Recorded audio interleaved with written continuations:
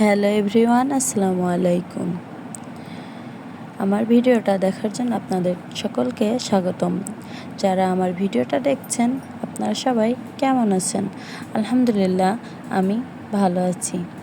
আজকে আমি তৈরি করব লেবুর দিয়ে সুন্দর একটা মাখা করে একটা রেসিপি তৈরি করব। আর এটা খেতে আসলেই অনেক মজার।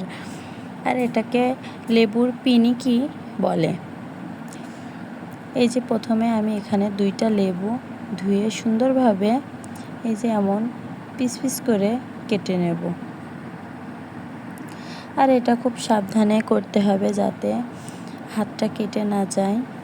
আমি সুন্দরভাবে কেটে নিচ্ছি, কারণ এই চাকু দিয়ে এইভাবে কাটতে গেলে অনেক সময় লেবুটা পিছলিয়ে যায়, হাত কেটে যাওয়ার সম্ভাবনা আছে। তাই জন্য কাজটা একটু সাবধানে করতে হবে। এই যে আমি সুন্দরভাবে পিস পিস করে সবগুলো কেটে নিচ্ছি।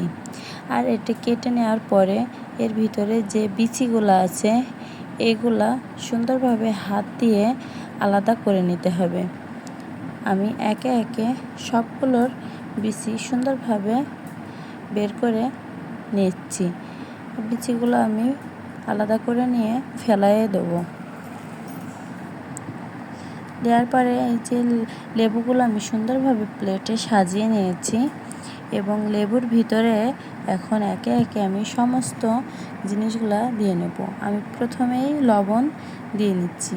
এই যে আমি উপরে ছিটিয়ে দিয়ে নিচ্ছি লবণটা। আর এটা যেহেতু টক, এই জন্য লবণটা একটু বেশি লাগে। আমি লবণটা দিয়ে নিয়েছি। এই পর্যায়ে এসে আমি এখানে মরিচের গুঁড়া দিয়ে নেব। আপনারা চাইলে এখানে ভাজা মরিচ গুঁড়ো করে সেটাও আপনারা ব্যবহার করতে পারেন। আমি এখানে মরিচের গুঁড়াটাই ব্যবহার করেছি।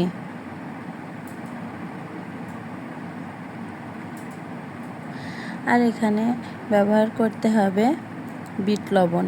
আর এখানে বিট লবণটা দিলে এটার স্বাদ অনেক গুণ বেড়ে যাবে। এটা তৈরি করা দেখেই হয়তো যারা আপনারা এই ভিডিওটা দেখছেন অনেকেরই জিভে জল চলে এসেছে, কারণ এটা আসলেই অনেক মজার একটা রেসিপি। যে কেউ দেখলেই তার জিভে জল আসতে বাধ্য। এই যে আমি বিট লবণটা দিয়ে নিচ্ছি, দিয়ে এটা সুন্দরভাবে মাখিয়ে নিতে হবে। আর আপনাদের এই রেসিপিটা যদি ভালো লাগে আপনারা অবশ্যই বাসায় ট্রাই করে দেখবেন। এটা খেতে আসলেই অনেক মজার।